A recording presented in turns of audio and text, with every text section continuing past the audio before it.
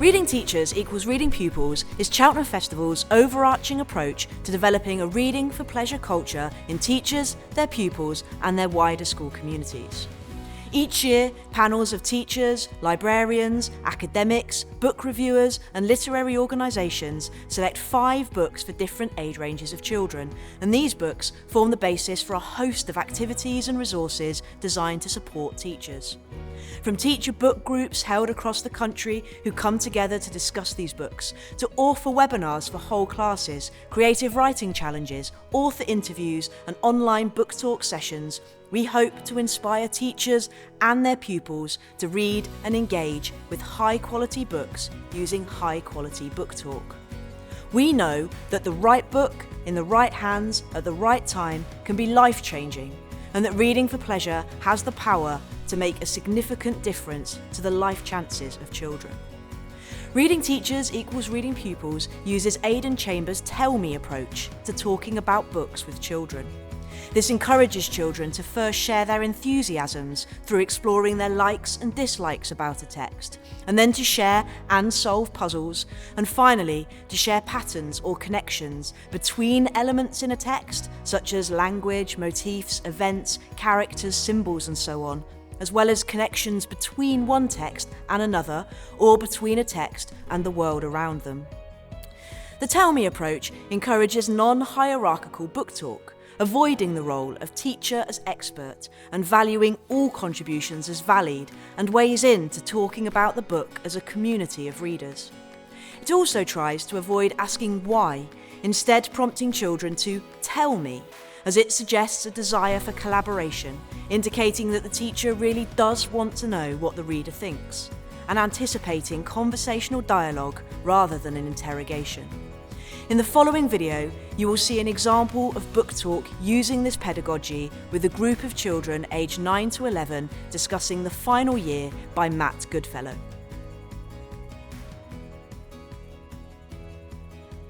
Okay, so we've all had a chance to read The Final Year by Matt Goodfellow. Yeah? Good. And we're just going to start off by just having a think about if there's anything that we liked about this book. So does anyone want to start by telling me anything that you liked about The Final Year? I like the teacher because he was really caring and understood Nate. Yeah, I agree, because he helped Nate through like rough times and really just supported him. He kind of reminded me of our Year 6 teacher because she was really helpful and she didn't get angry at us lots. She was really understanding when people were going through a hard time. Yeah. Good. And what about any of you? What did you like? I found it really realistic, like it could happen now. Do you want to tell me a little bit more about that? Like the fact that like all his worries, like people do worry about those things, so it's quite realistic. And what kinds of things did he worry about that you think that other people worry about? People liking him and not liking him, and like his friends and his siblings and family. He was worrying about them all the time. Yeah, and was that relatable? You could kind of understand that? Yeah. I agree with Clem. It was quite like, it feels quite like normal school, like right now, because like loads of people have those worries. Is that something that you liked about it when you were reading it? That's good. What about any parts of the book? Were there any parts of the book that people particularly liked? I know this sounds weird, but I quite like the bit like where like it says like after Nate says his mum was screaming, after the page it said I had 2 brothers, now I have 1, and I thought that was because I thought Dylan had died, but then it actually made me quite happy after, because it turned out that he hadn't died, he was actually alive. Yeah, I like the fact all the drama, like he went through all of that. It was quite impactful and a lot to take in at once, but when I got my head wrapped around it, I was terrified. Yeah, I was reading it and then I just stopped for a bit and I realised I read the page quite a few times just to realise what had actually happened. Yeah. And then, then I kind of... You get attached so much to the characters and you feel like you're actually there.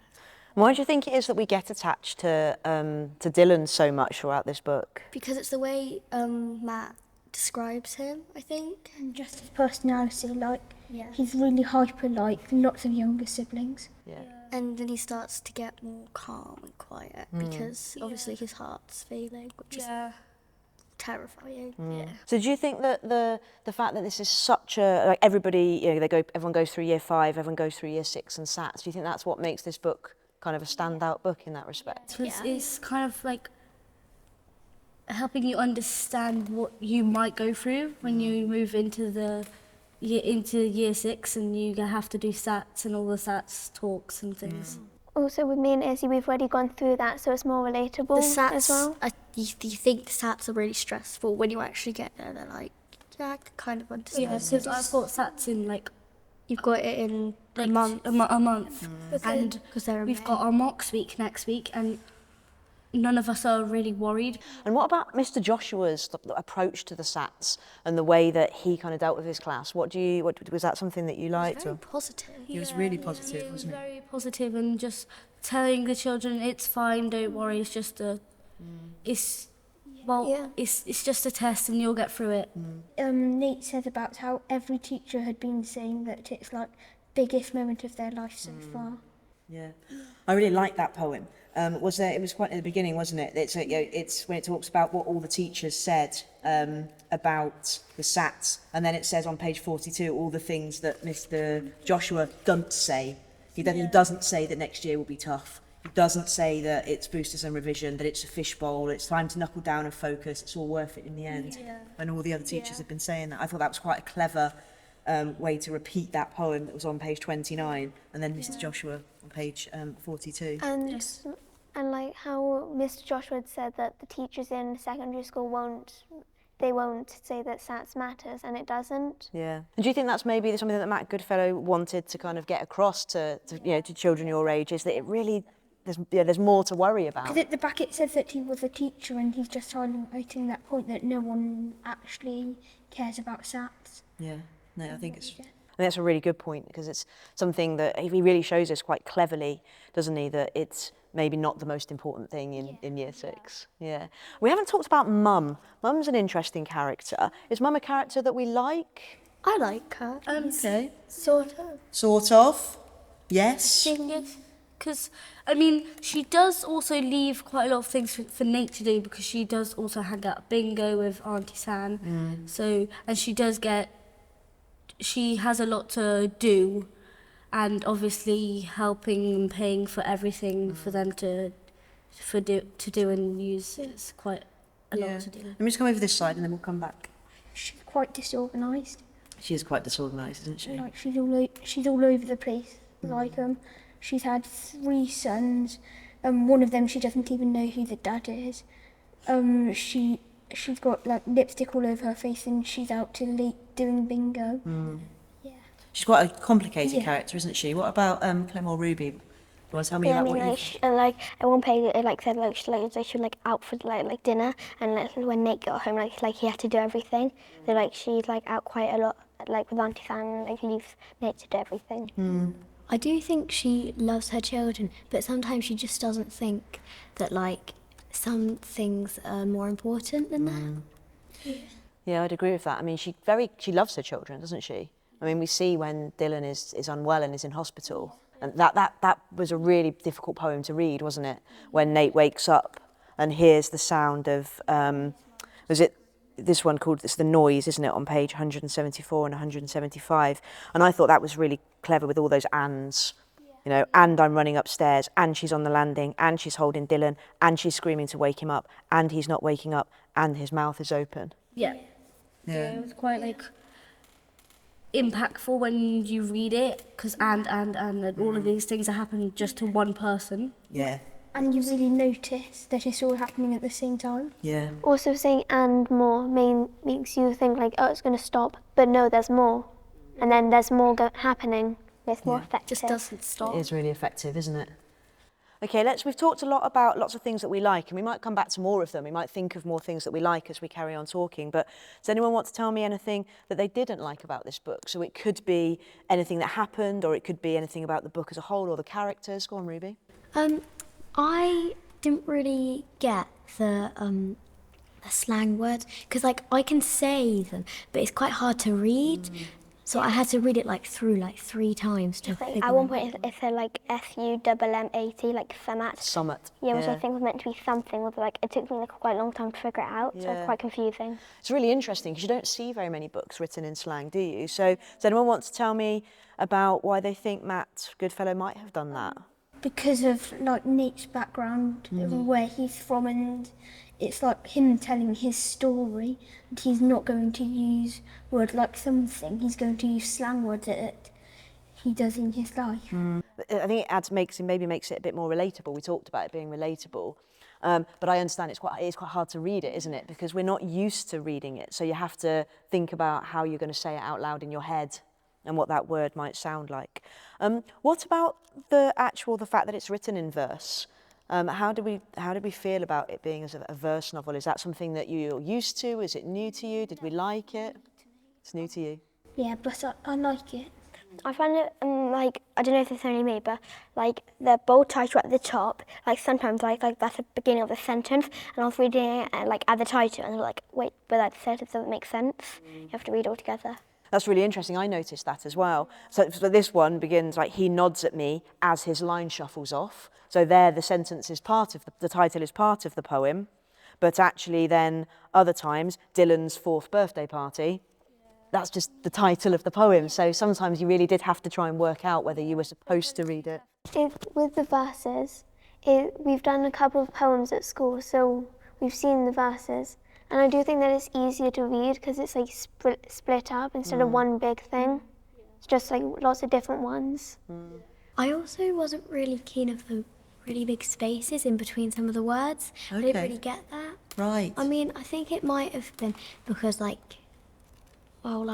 he's got to think about what he's saying, I guess.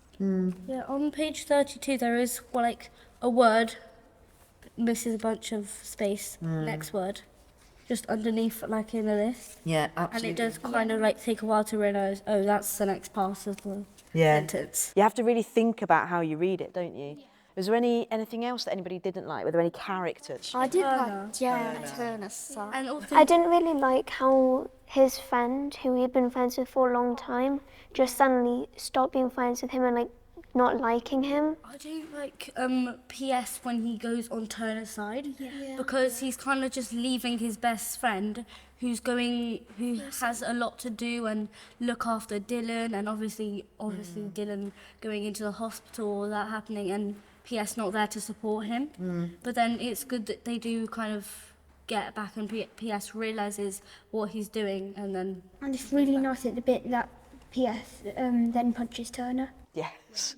Did anybody else think yes when that happened? We shouldn't. We shouldn't encourage violence, obviously. But yeah, there was that moment when he stood up for Nate, and we thought, yes. I didn't like the bit where PS sniggered at Nate. I can't remember what page it was on, but he was talking to Caleb, and I think they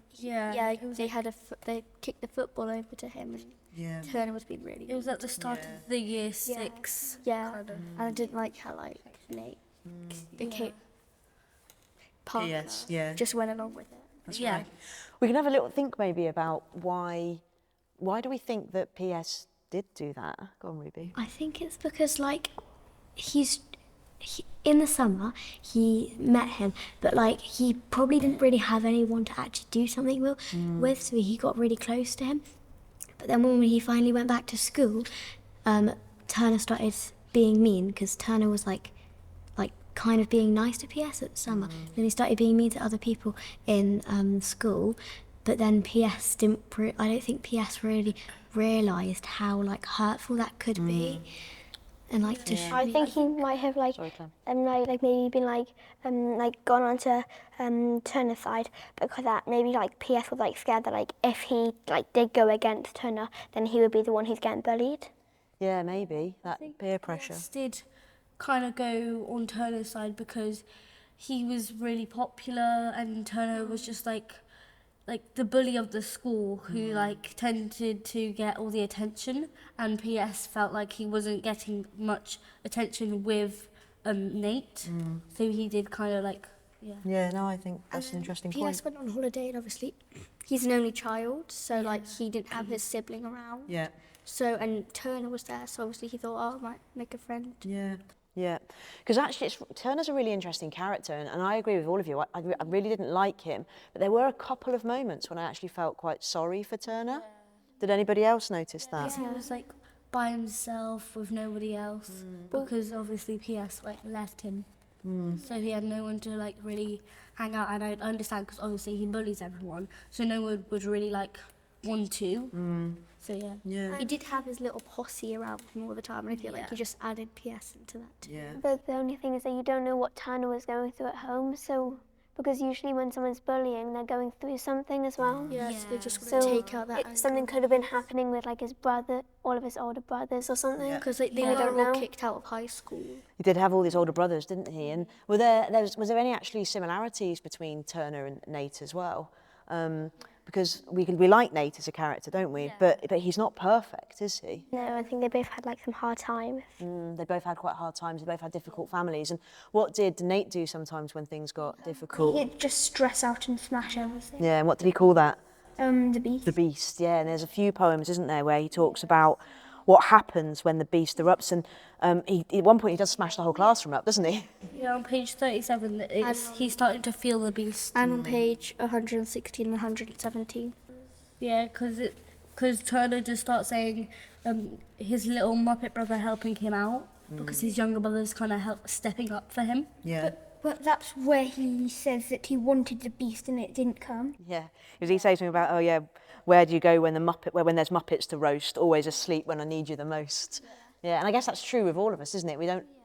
What it's trying to show us is you can't always control how you react or how you feel about things. Is there anything else that we want to talk about that we didn't like about this book?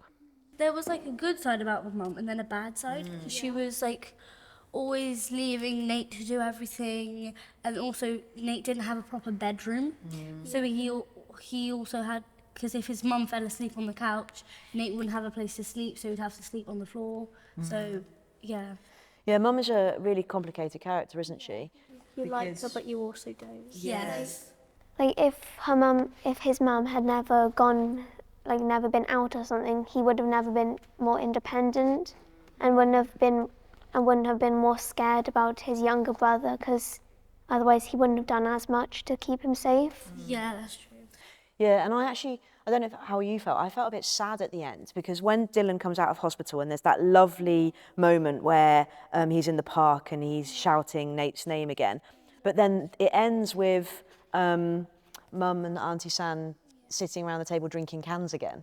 And there was a little part of me, I think, that really hoped that she wouldn't. Yeah. So that left me feeling, it was happy, but it also left me feeling a little bit sad. How did anyone else feel about that? I kind of felt a bit sad because I think it does say that they were smoking, and I feel like, would you really do that in front of, right in front of your child? Yeah, would you do that with Just come out of hospital from a heart. Say that again, Clem, sorry. Like their child just come out of hospital from a heart attack, and then they come out and she's just drinking again, and just how she was before, not really looking caring. I think Matt wants us to have two different sides of the opinion, because Mum can be so caring to her children, and she needed to get Dylan to hospital when he was past or whatever, and but also she goes out to bingo every night, and then she doesn't really leave Nate to chill out. So we mentioned a little bit earlier about Parker, about PS, and obviously he was this great friend at the beginning, and then he turned on him. Would you say that, I'm going to ask Clem and Ruby this, would you say that is PS a character that you liked or didn't like? I can kind of relate to PS because I if someone was really nice to me for aid, I would have thought they had changed, but then if they would have started going back to school and being mean to people, I'd probably have stopped though.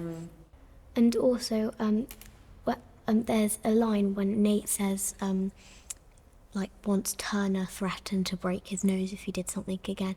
I think PS might have been a bit scared of that. I'm worried happening about to that, him. if that happened to him, if he leaves his side. Yeah, so he found himself in a situation maybe where he wanted to be friends with Nate again, but he didn't know how to do it. And before we finish talking about this part of the book, the likes and dislikes, is there anything that anybody hasn't said that they would like to say about either anything that they like or don't like about it? I do quite like Nate because Because it's similar with me, because the way that I express myself is through writing as well.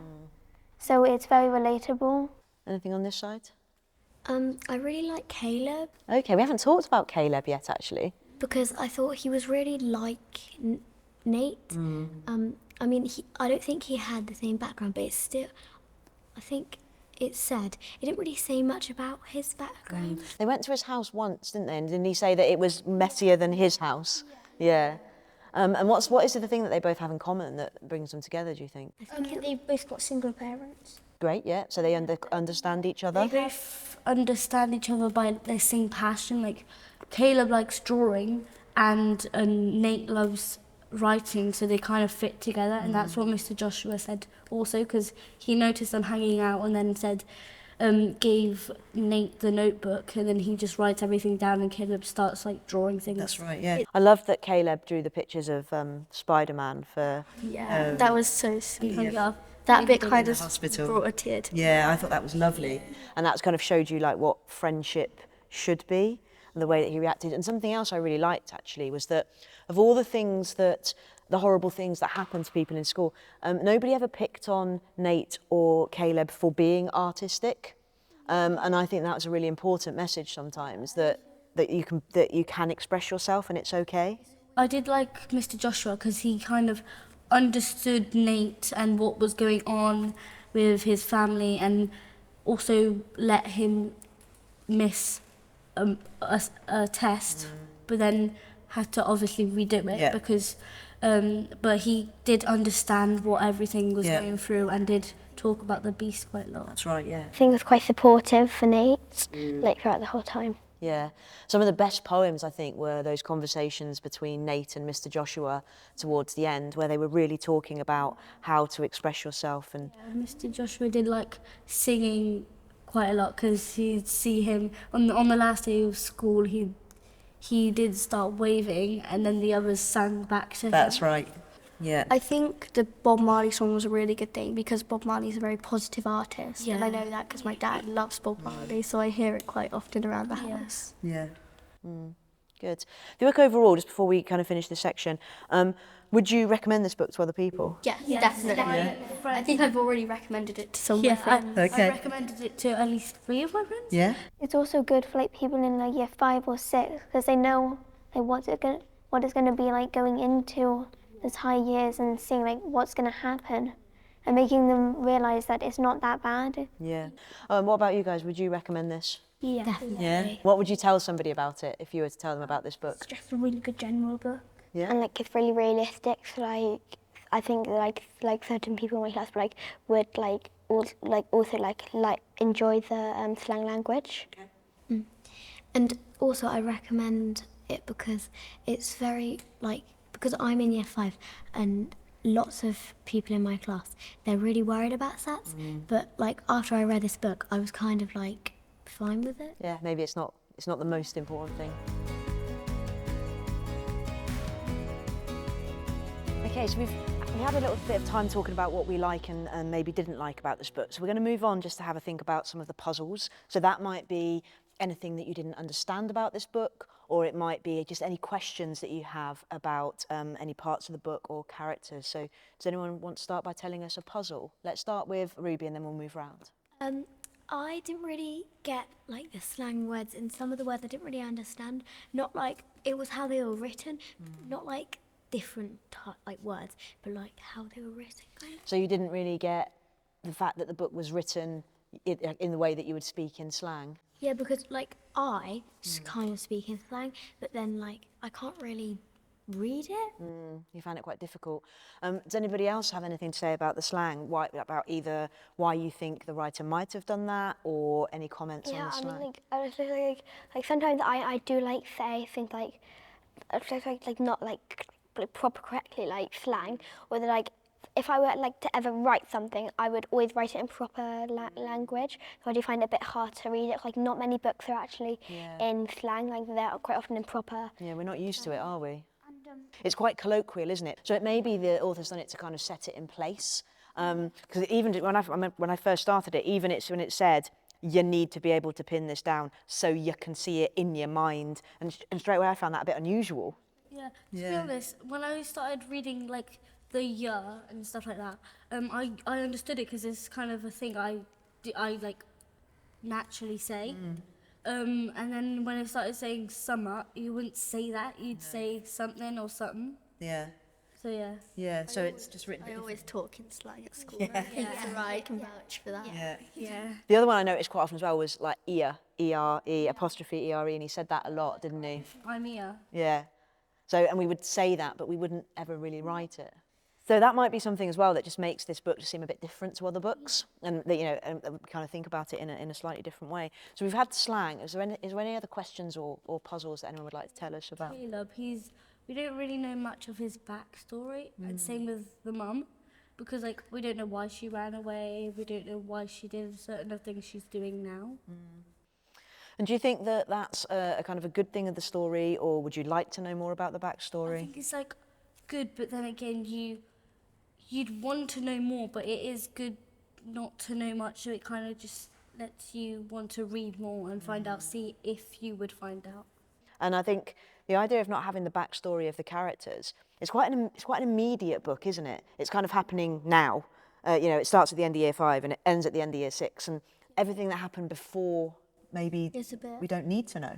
Yeah. Yeah. If it explained like everyone else's backstories, it would have been much, much longer. And there might be people in your class who have things going on at home that you don't know about, but all you see is what they bring to school with them every day, and maybe that's what Matt Goodfellow's showing us as well. Any other kind of questions? If we were to ask, go on. The bit at the end where it says that so like he'd been describing his dad as Jesus the whole book, and then he said he sees someone like Jesus. Yeah, that's a real puzzle, isn't it? that bit kind of scared me. 'Cause Yeah. By him describing him being looking like Jesus, for a second I thought, has Nate just died? Yeah, there was definitely, I mean, it says, doesn't it? It says, I think I hear someone shout my name from far away across the park, and I look over, and there's a silhouette of a man, and he's shouting my name, and he's walking towards us, and I stare, and I swear, as he steps out of the sun, the man looks like Jesus. Does anyone want to kind of pose what they think is happening at the end there? I think it's his dad coming back, but also at some point, I can't remember, I think it was near the front of the book, they said that his dad went missing, he just walked. He went for a wander because he got stressed. And it said, oh, he could have been dead for all I know. Yeah. So we don't know. And his dad is there, although his dad's not in the story, he is there all the way through, isn't he? Because Auntie San's always saying, you know, since your dad went, your mum's never been the His same. mum's always saying, you look so much like him and stuff. And it always suggests his mum's looking for Jesus. So does anyone think it is his dad? What do we think's happening? It could always be like symbolising that there is hope for the rest of the story. Okay, tell me a little bit more about that. Like because with Christianity and with Jesus, he died, went to heaven, and came back. So he was removing everyone else's sins from the world for going to hell. So do you think that maybe it's more symbolic than... So it could have been symbolising that it's not actually his dad or Jesus. It's just saying that there is hope left for the rest of the story and for his life. That's a really interesting interpretation. What do you think? Do you think it is his dad? Yeah, I think it is because, I mean, I know you said that you don't think it'd be his dad and he'd be going for a hug, but how else would he know Nate's name? Like, you're not going to see a kid and go like, oh, that's Nate, like off the top of your head without knowing. Yeah. Yeah. What about Clem or Ruby? What do you think? I think it is his dad, but I think I know why he didn't like open his arm for a hug, because like his mum might kind of feel like there's something still like missing from that, and there's something still a bit weird, like why he went off. Like, did he run away, or did he, like, I don't know, get like taken away, or... Yeah, I agree. Like, it could be his dad, but I get it. Like, why he put him on there for a hug, and how old was he when he ran away? Because he might not. He hadn't even been born, had he? He's never Yeah, met his dad. then he wouldn't have known how old he, like what he looked like and everything. So he might have just been testing if it was actually Nate. Okay. Yeah, and also, how would he know Nate's name if he ran away before he was born? Yeah. How would he know Nate's name? I mean, I think the interesting thing, isn't it, is that we don't know. We don't know whether it's really his dad. We don't know whether it's symbolic. We don't know whether it's just him hoping that it was his dad. And actually, that's okay, isn't it? So that's one big puzzle, isn't it? It's the end. And maybe that's something we could ask Matt Goodfellow if we got the chance, is to ask him how he thinks he would like us to interpret it. Did you have any questions about it? If you could ask Matt Goodfellow anything, Claire, what might you ask him? I might like wonder like why he like did it in like all of those different like verses, and like why he didn't just like do it in like normal big pages. Okay, so that's a really good question. Let's stick with that one for 1 second. So, so why did he choose to write this as a verse novel rather than just write it as a novel? That's a good question. Does anybody have any suggestions as to why? Make it more like clear that where all the massive gaps are, it could be like Nate is trying to pausing to remember. Like, Yeah. oh, is that right? Yeah. Because it is written from Nate's view. Yeah, it's like, So it's like Nate when he's older writing it. Yeah, possibly. or maybe at the time when he's writing it, so he's just like stopping for a bit and then continuing, not continuing on it. So it's really like this kind of this narrative. It's like what's happening in Nate's head at the time that he's writing. And actually, we know that Nate writes poetry to help him. Joshua gave him a book. He gave him the book, yeah, and he encourages him to write poetry. And so by writing it in poetry, that's more reflective of Nate, maybe. What about any of the characters? Is there any characters, Ruby, that you would like to ask anything to? I really want to know more about Caleb's background because like it doesn't really say much about where he's from or like how how if his parents are like Nate's or are they like do they go to bingo and that stuff or do they stay at home and care for their children? And I think it says he's an only child. I can't really remember. But if he's not, then I want to know if he is. Or isn't. Do you want to know a bit about his family background and what's going on? And again, that's quite interesting because Nate and Caleb become friends, but I don't think Nate really finds out very much about Caleb's background. But it doesn't matter. And I also think it's quite interesting what Matt Goodfellow's done is to show that everybody responds to things differently. Because Caleb doesn't get angry, he doesn't smash things up. He's just calm. He's just calm and he draws pictures. He draws how he's feeling in a way. I think that's very important that you express your feelings in a way that hopefully won't harm other people. Yeah, he expresses his feelings through drawings. That's right. Well, he draws like happy, sad, what he's feeling at the time. And do you think Nate learns to express his feelings more like that as the book goes on? Through poetry? Yeah. And so that kind of output becomes more important to him. Soraya, have you got any kind of questions or puzzles that you would like to share? I'd want to know more about why Turner bullies so much, and like if there's any, like if maybe he's getting bullied or hurt by his family or anyone, or maybe that happened to him when he was younger. Yeah, that's a really interesting question, isn't it? Because we do know a bit about Turner's. We know he's got these older brothers. We know that his older brothers are in trouble all the time. Didn't they one of them steal a bike? He got kicked out of high school. Yeah, that's right. And when they were on holiday, FPS texted Nate and said, "Guess who's here, Turner? His brothers are a nightmare, but he's actually really cool." So maybe there is more to Turner's background. And we know, don't we, from other books and films and stories that often bullies have got their own stuff going on. You know, we kind of know that. Okay, that's interesting. Any other questions? I know this is a weird one, but is Turner's name his last name or his first name? That's a good question. It's a good question because Turner's a very common last name. It is a very It's not common generally last name. a first name. no. And actually, PS is a nickname, so maybe Turner's a nickname. Maybe Turner is a nickname because it's kind of symbolising he's trying to turn a new leaf, Interesting. but he can't. Yeah. Okay, so it could be symbolic, couldn't it? There are a lot of things in this book that could be symbolic. I do have a question Go I'd on. ask Matt. Would he continue writing about Nate's story, but when he gets older, Okay. maybe he'd write about the fact that does Nate become a poet, or does he kind of become a teacher in like high school who teaches English? Maybe he'd continue like and do Dylan's perspective of everything. Maybe. Or like Dylan, or maybe Jack's. Yeah. Because we don't really. The thing is, we know a lot about Nate, but we don't know a lot about his younger brothers. So whose story would we like to be able to tell the most? I'm going to open it up to other people as well. Wait 1 second, I'm going to come back to you. I'm going to go to Soraya. I'd probably want Turner's, Okay. because if he were to do one on Turner's side, then maybe you wouldn't hate him as much, because more you'd understand. realise that he is going through stuff and that it's not that it might not be his fault, that he's just being so mean. Because if this wasn't Nate's story, if this was somebody else in Nate's class story, and we only saw from their perspective what Nate did, all we would know is that he smashes stuff up.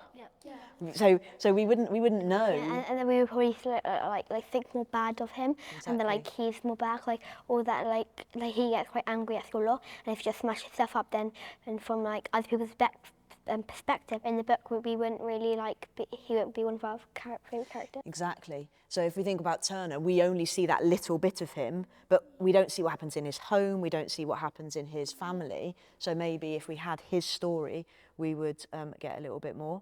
Yeah, good. Any other characters that we'd like to know more about? Dylan, because I would like to know how Dylan felt during the heart problem. Yeah. Yeah. And Dylan's an interesting character as well, because although he recovers, we don't know he's going to be okay, do we? Yeah, it could get worse progressively. Because they said it's like a ticking time bomb. That's right. Yeah, and then it went off, and then he seemed to be getting better, and then it happened again. Yeah. So I've got one last question for you about this book. Does this book have a happy ending? Yes. No, it's so hard to know. Okay. I don't know whether it's dad or not. So it ends on a cliffhanger? Yeah. If it's his dad, would that make it a happier ending? It kind of gives you a hint that he might write another book. Okay. Because if he does, then we might have an explanation of if it's his dad or not, and if it is, then we'd say that the first one has a happy ending, but right now it's like a cliffhanger. What do you think, Soraya? Do you think that this is a happy ending or not?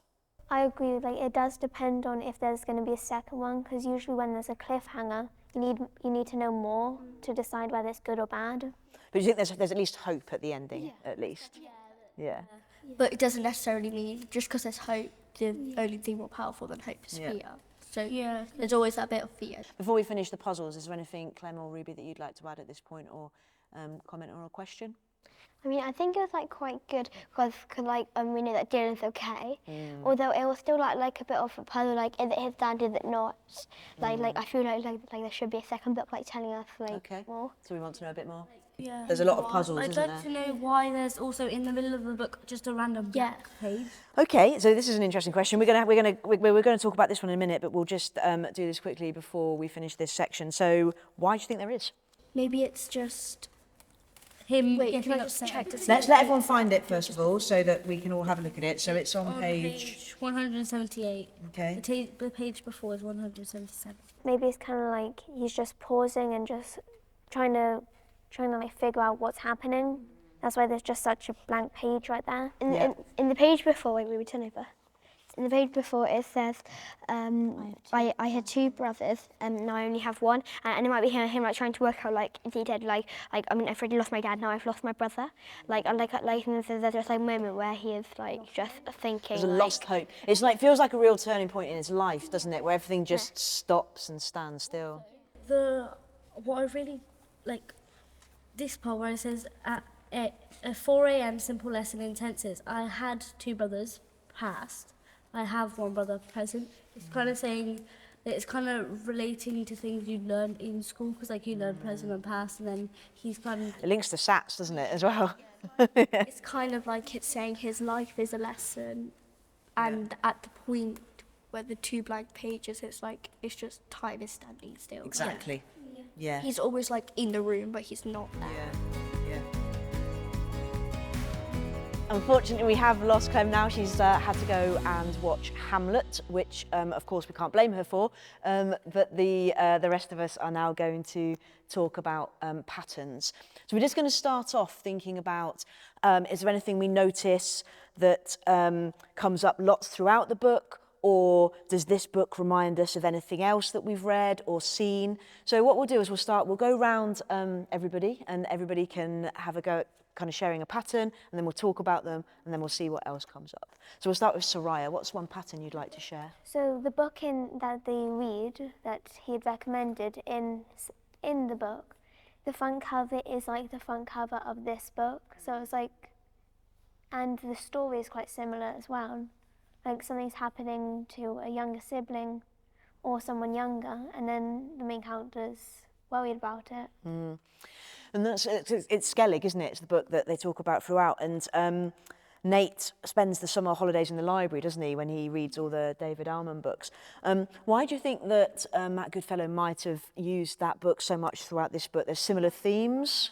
Maybe it's because it's the same story. Like I've forgotten what it says, but the character in Skellig, Michael. their baby's ill, and then Nate's younger brother's ill, Yeah. and then like it all gets better, and they're like, yeah. Yeah. It relates quite a lot. It does relate quite a lot, and it has a kind of, maybe there's a similar message in there as well about there's always hope, yeah, absolutely, and also about how we talked a lot earlier, didn't we, about how this book is really relatable, and it helped you to process some of the things that happen in your lives, and actually Nate has a similar experience, doesn't he? By reading Skellig in school, it helps him to make sense of some of the things that are happening in his life. So that's interesting. So Skellig it comes up all the way through. Like I say, the front cover is based on Skellig. There's lots of references to the angels. Through There's The reading there's a it through. picture from when Nate goes to Caleb's house of on his wall. I think it's Nate with Skellig. With Skellig wings. Yeah. Great. Izzy, what about your connection? Oh yeah. I think it kind of reminds me of a book series called Cogheart. Tell me So about that. basically, the main character is a girl called Lily, whose dad gets kidnapped, and her mum dies. Okay. Her mum died when she was 6, and she teams up with this boy called Robert, who's the clockmaker's son, whose dad also sadly dies. In the book, he dies. He gets burnt alive. Right. Which is.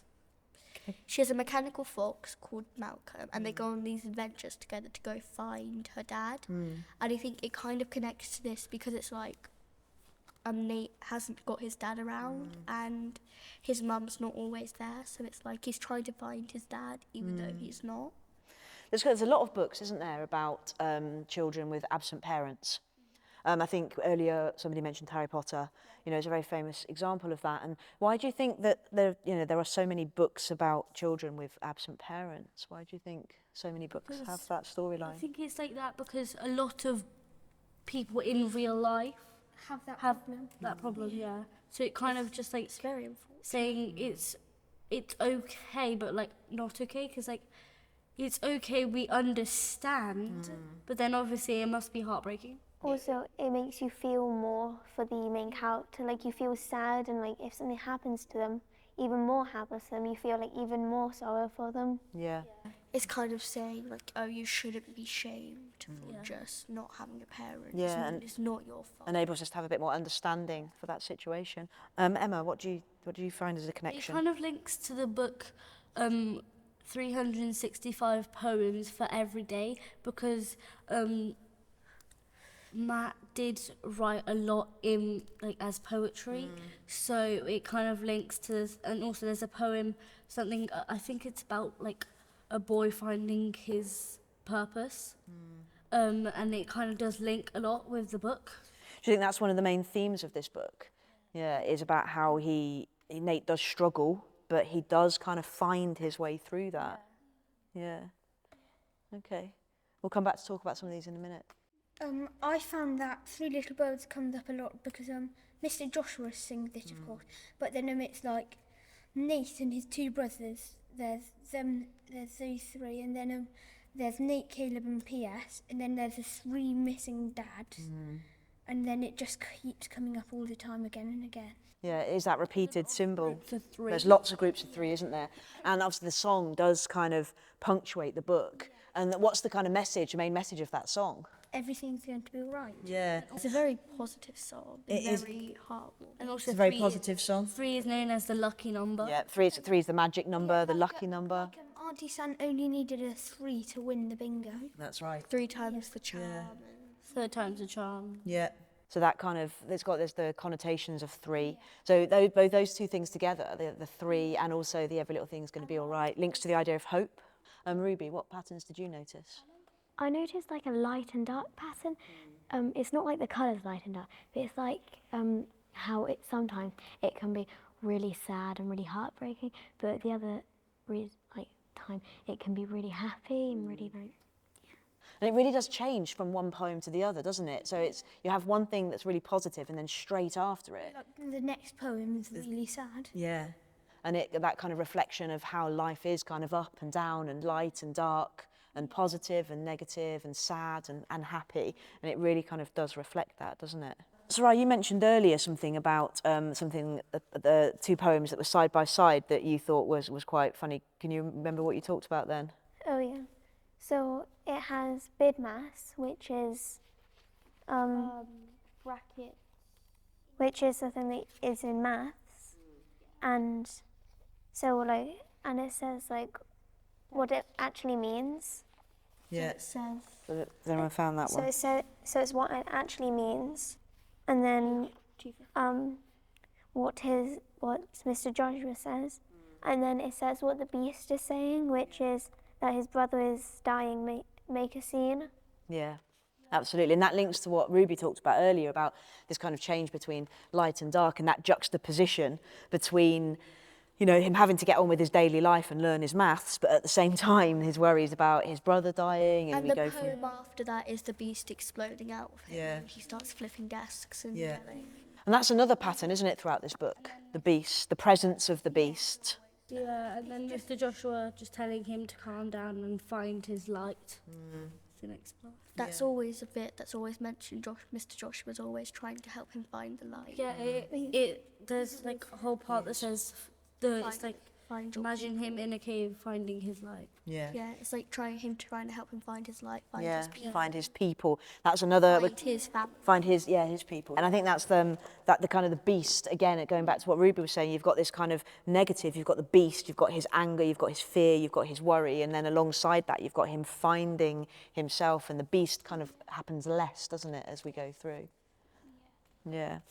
What do you think the beast, what is the beast a metaphor for?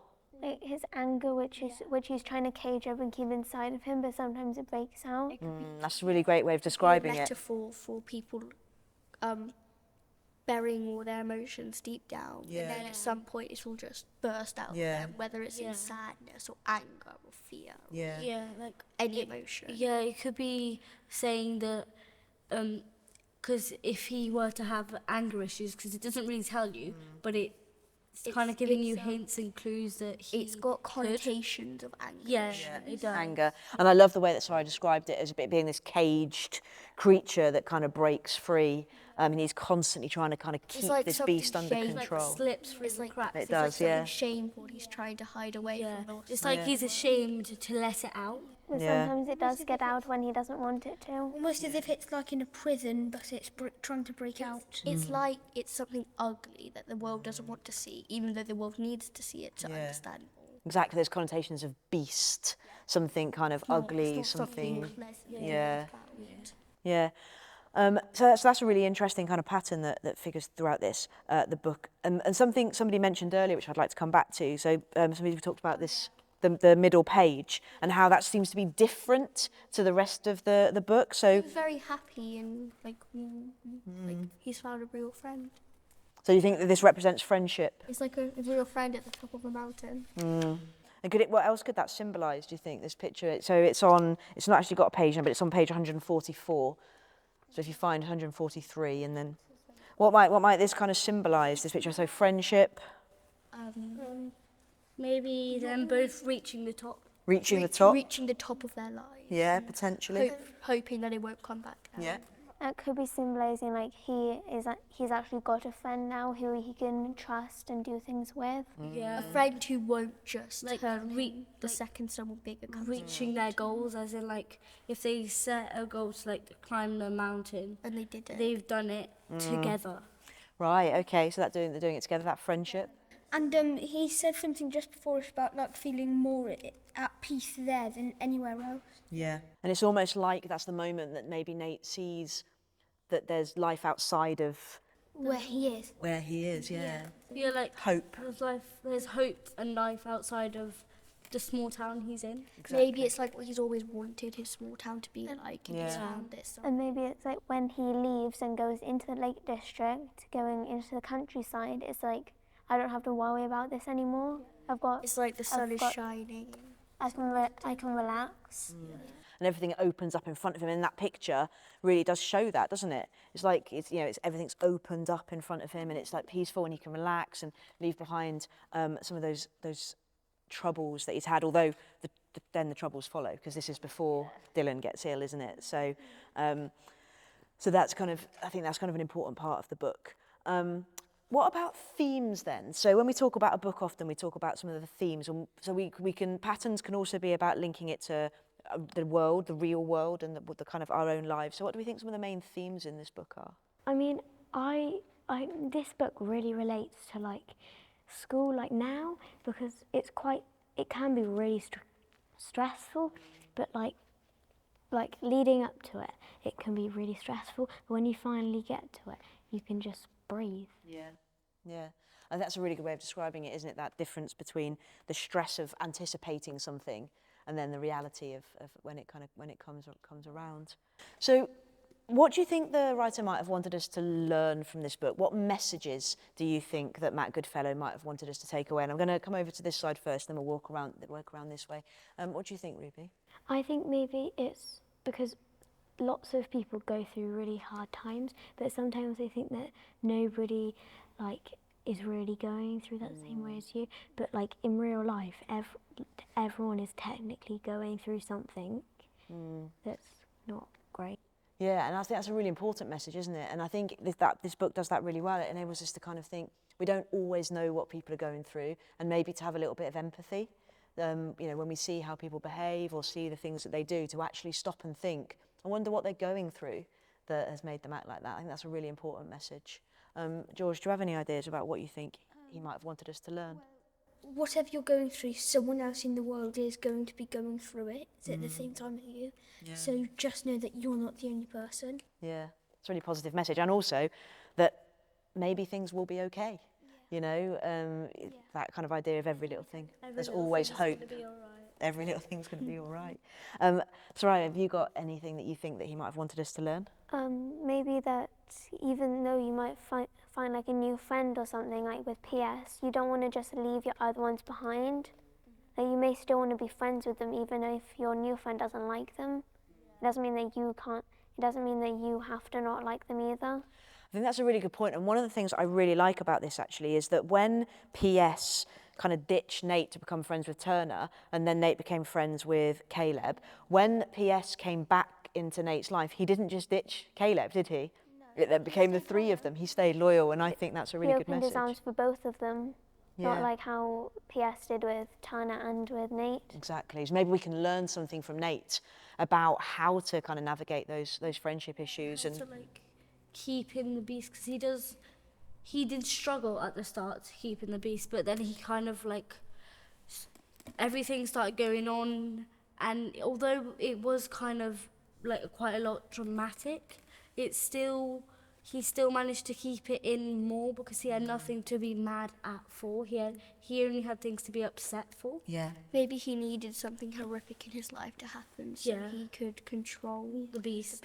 That's a really interesting interpretation, that actually things were kind of up and down in his life, but when Dylan was ill, I mean, the beast did escape once, that time in the classroom when he kind of smashed the classroom up, but then because Mr. Joshua was there for him and helped him, he was able then to kind of control it. Instead of sending him to a room where he could be told off, he helped. Yeah, because Mr. Joshua is quite calm. Yeah. Because he understands what Nate's been going through, so he's kind of just telling him, it's okay, calm down, you'll be fine. Yeah, and he really did kind of help him. And there's we've already talked about, there's a lot of symbols throughout this book, lots of symbolism. So what's some of the symbols that we've talked about? Can anyone remember any of the ones we've talked about? It was the angel wings, there's a guardian angel above him. Yeah. And the constant symbol of his dad being there, so it's like Jesus is watching them. Yeah. It's that idea of protection. And actually the way that Nate takes on that kind of guardian angel as well. I found that picture in Caleb's room, and it isn't actually Nate, it's Caleb's dad with the angel wings. Yeah. So it's showing that his dad's his guardian angel. Yeah. It's on page 130. So that idea of kind of protection and watching over people and kind of helping them is kind of quite key, and that's a key part of Skellig, isn't it? And maybe because he's got the wings on the front, he's his family's guardian angel.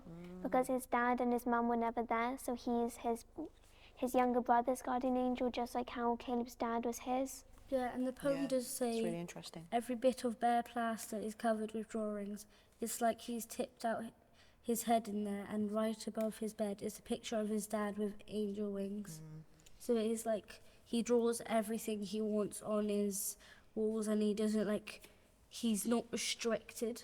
And there's lots of kind of elements of kind of like fairy stories and adventure stories where there was, someone always comes and saves the day.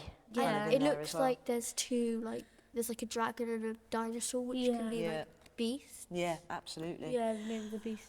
So just thinking about the wings, just finally, before you read this book, when somebody brought this home and gave it to you, what did you think this book was going to be about? I'm going to start at this side this time. Go on, what did you think? I kind of thought it would be a bit magical. Okay. And what made you think that? Because angels, they're quite mythical. So they're not, nobody knows if they're real or not. So it could have been a bit magical and mythical. So you thought there was, and so were you surprised when it was much more kind of realistic than that? Do you understand, having read it, kind of why the front cover is the way that it is? Yeah. Over here. When I saw it, I was like, the final year, does this mean the final year of life? Or, because and yeah, when I saw the wings, I was like, maybe it's a boy finding his way and being the last one standing. Okay.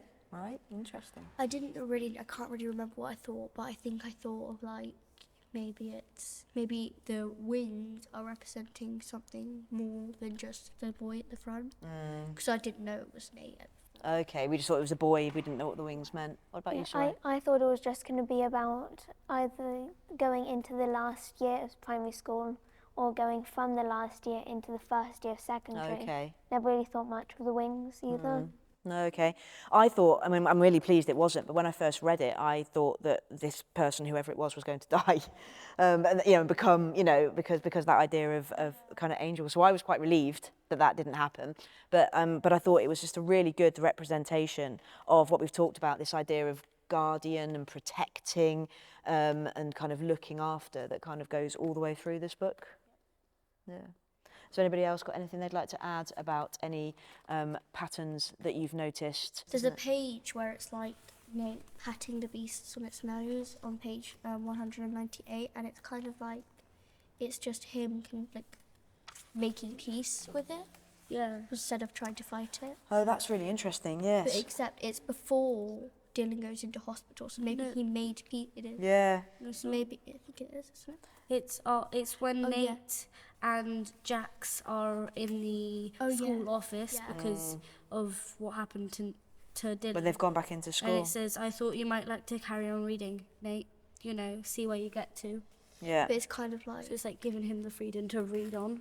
Yeah, that's what we've talked about, isn't it? About how, as the book goes on, he learns to control the beast, to kind of to keep it, and actually the beast there is portrayed as something quite tame, as opposed to that kind of wild beast that Soraya described. Because he was calmer, so he was in control of the beast there, but later on he just couldn't control it, so it looked more evil. And also, it's a dragon, and I remember one of the drawings on Caleb's wall was a dragon, so it's almost like Caleb knows what the beast is. So maybe Nate's beast is a dragon, and Caleb's beast is the dinosaur that was on the wall. He's both got the dragon and dinosaur. Yeah, that's right. I think in this picture the dragon looks quite calm and cute, and how I've always imagined dragons to be quite peaceful.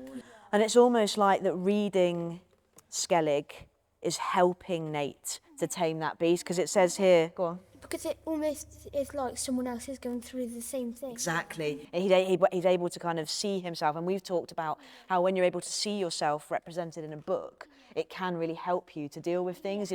Those of you who were in year 5 were kind of saying it's helped you to think about what year 6 is like, and those of you in year 6, it's helped you to kind of really process some of those things, and those of you that are in year 7, it's helped you to reflect back on the things that happened. And he talks here about, I count the breaths and the spaces in between the quiet bits, and I find myself in Michael's garden, deep in the wilderness. The blackbird watches me silently, and Mina's in her tree. Those eyes, man, those eyes, and the beast is held back. He's relieved. Yeah. And it's almost like by thinking of that experience that somebody else is going through in a book, it's able to kind of help him. It says Michael's Garden and Mina, and they're both mentioned in Skellig. Yeah, they're both characters in Skellig, and then straight after that, Mr. Joshua comes in and gives him the copy of the book. So he kind of knows, he knows. He knew he was going to give him the book. Yeah, absolutely. Okay, so that brings our discussion to an end. So thank you very much, everybody. Thank you, Ruby. Thank you, George. Thank you, Emma. Thank you, Izzy. And thank you, Soraya. And I've really enjoyed talking about the final year with you today.